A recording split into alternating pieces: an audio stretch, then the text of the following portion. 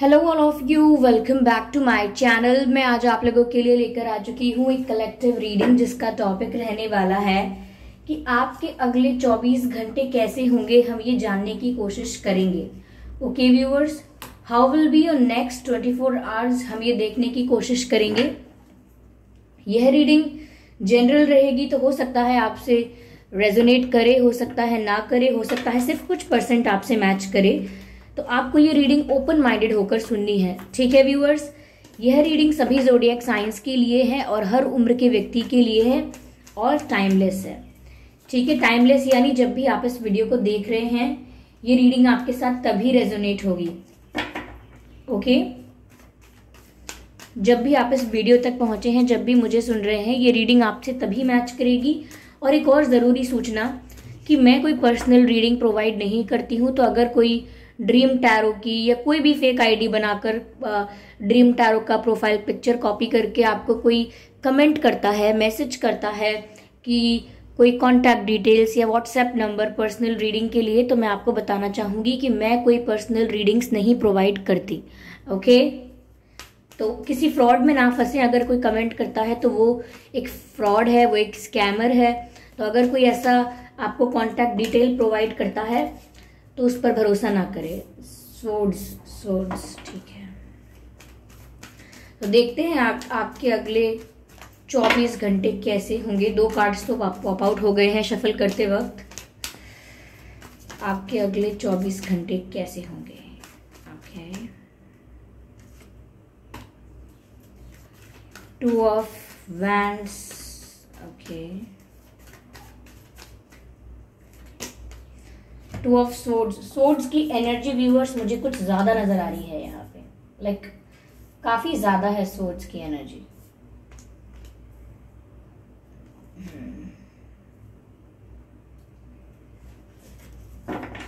तो आपके अगले 24 घंटे कैसे होंगे और एनर्जी ऑफ डेक है किंग ऑफ पेंटिकल्स। ओके, तो अगले 24 घंटे कैसे होंगे व्यूअर्स। पहली चीज जो मुझे यहाँ पर नजर आती है वो ये है कि हो सकता है कि अगले 24 घंटे में कोई आपसे कोई बात छुपाए, कोई आपको मैनिपुलेट करने की कोशिश करे या आपको झूठ बोले, ठीक है। तो अगले 24 घंटे में ऐसा हो सकता है कि आपसे कोई बात छुपा सकता है, कोई आपसे सीक्रेट रखेगा, कोई जो बात आप डिजर्व करते हो जानना वो बात आपसे छिपाई जा सकती है। या ऐसा भी हो सकता है कोई आपसे झूठ बोल दे, आप किसी से कुछ पूछो, कुछ कुछ क्वेश्चन करो और कोई आपको झूठ बोल दे। तो ये पॉसिबिलिटीज हैं कि अगले 24 घंटे में कोई आपको झूठ बोले, मैनिपुलेट करे, आपसे कोई बात छिपाए, ये पॉसिबल है, ठीक है। ऐसा भी हो सकता है व्यूअर्स कि आपको किसी बात से बहुत हर्ट हो जाए, ठीक है। आपको अपनी लव लाइफ में बहुत हर्ट हो सकता है, मुझे ऐसा लग रहा है किसी और के इंटरफेरेंस की वजह से।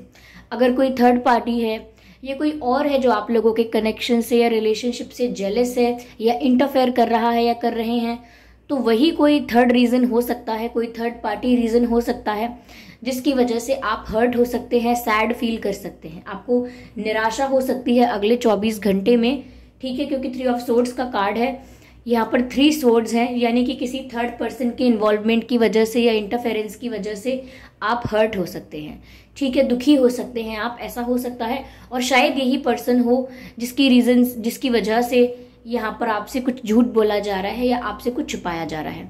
लेकिन ये जो झूठ बोलना है और ये बात छुपाना है, ये किसी भी एरिया में हो सकता है। ज़रूरी नहीं है कि लव लाइफ में ही आपसे कोई झूठ बोले, हो सकता है आपके करियर में, आपके फ्रेंड्स, आपके रिलेटिव्स, कोई भी आपको झूठ बोल सकता है, मैनिपुलेट कर सकता है। तो आप अगले 24 घंटे के लिए थोड़ा अटेंटिव रहें। और लव लाइफ में तो ये दिख रहा है कि आप 24 घंटे में काफ़ी हर्ट महसूस कर सकते हैं, दुखी हो सकते हैं किसी झूठ की वजह से ही या किसी और के इंटरफेरेंस की वजह से। साफ साफ ये नजर आता है कि कोई इंटरफेयर करेगा। ओके, यहाँ व्यूअर्स मुझे ऐसा लग रहा है कि जब आप इतने हर्ट अगर होने वाले हो अगले 24 घंटे में, तो हो सकता है कि आपके मन में ऐसे इमोशंस आए या ऐसे ख्याल आए कि आपको कोई डिसीजन लेना चाहिए और आप कंफ्यूज हो जाओगे कि आपको क्या डिसीजन लेना है, क्योंकि आपके पास बेसिस नहीं है जिसके बेसिस पर आप डिसीजन लें। यानी कि कोई ऐसी इन्फॉर्मेशन या कोई रिलायबल ऐसी बात आपके पास, कोई ठोस ऐसा एविडेंस या कोई ऐसी सॉलिड बात नहीं है जिस पर डिपेंड होके आप डिसीजन ले लें। अक्सर हम डिसीजन कब लेते हैं कि अगर ये हुआ या ऐसा नहीं हुआ तो मैं ये डिसाइड करूंगा या करूंगी। तो यानी कि हमारे एक डिसीजन के लेने के पीछे एक रीजन होता है, कुछ बातें होती हैं। वही बातें आपको अभी क्लियर नहीं है, इसीलिए आप डिसीजन तो लेना चाहेंगे लेकिन अगले 24 घंटे में आप स्टक हो जाएंगे, कंफ्यूज हो जाएंगे, डिसीजन चाह कर भी डिसीजन ले नहीं पाएंगे। ये डिसीजन लव लाइफ को लेकर भी हो सकता है, करियर को लेकर भी हो सकता है, और भी किसी फैक्टर को लेकर हो सकता है ये डिसीजन। लेकिन आप, ऐसा लगता है कि दो ऑप्शंस में, दो डायरेक्शंस में, दो रास्तों में स्टक होने वाले हैं, कंफ्यूज होने वाले हैं अगले 24 घंटे में। ओके, ऐसा नहीं है कि आप आगे जाके चूज नहीं कर पाएंगे, लेकिन ऐसा लग रहा है कि अगले 24 घंटे में आपको डिफिकल्टी होगी क्योंकि क्लैरिटी नहीं होगी। लेकिन वंस आपको धीरे धीरे क्लैरिटी आ जाएगी अगर एक बार, तो फिर आप वो डिसीजन आसानी से ले पाएंगे। यहाँ पर ये भी नजर आता है। ओके, आप आसानी से चूज कर पाएंगे कि आपको क्या करना है, क्या नहीं करना है। जब तक क्लैरिटी नहीं आती तब तक आप ये नहीं कर पाएंगे, आप स्टक रहेंगे। तो अगले 24 घंटों में ऐसा हो सकता है कोई दो ऑप्शंस आपके पास रहें जिसमें से आपको एक चूज करना पड़े। ओके,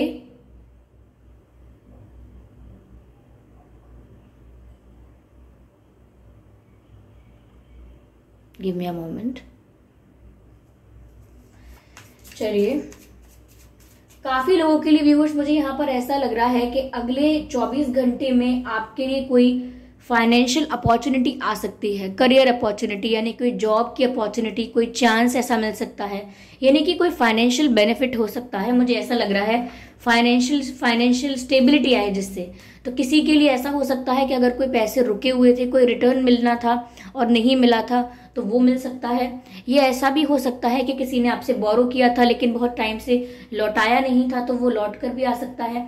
तो मुझे ऐसा लग रहा है कोई फाइनेंशियल बेनिफिट हो सकता है आपको 24 घंटे में, लेकिन ये बहुत जरूरी नहीं है कि बहुत बड़ा हो या बहुत छोटा हो, लेकिन किसी रूप में तो हो सकता है।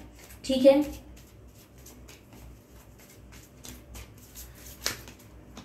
ओके, तो यहां पर व्यूअर्स न्यू विजन का कार्ड है। तो पहला कार्ड आया है न्यू विजन का। आइए देखते हैं और क्या कार्ड्स आते हैं। Go with the flow.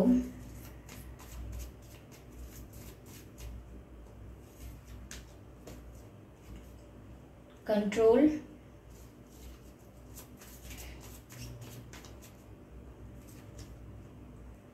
Past lifes. ठीक है व्यूअर्स, यहाँ कुछ ऐसी चीजें हैं जो आपके साथ हो रही हैं। सेम मिस्टेक्स रिपीट होती हैं, सेम सिचुएशंस बार बार आ जाती हैं। चाहे आप कितनी बार भी दोबारा चांस दें, चाहे कितनी बार भी आप फॉरगिव करें, लेकिन सेम सिचुएशन बार बार आती है, सेम पैटर्न्स बार बार रिपीट होते हैं और सेम साइकिल भी बार बार रिपीट होती है।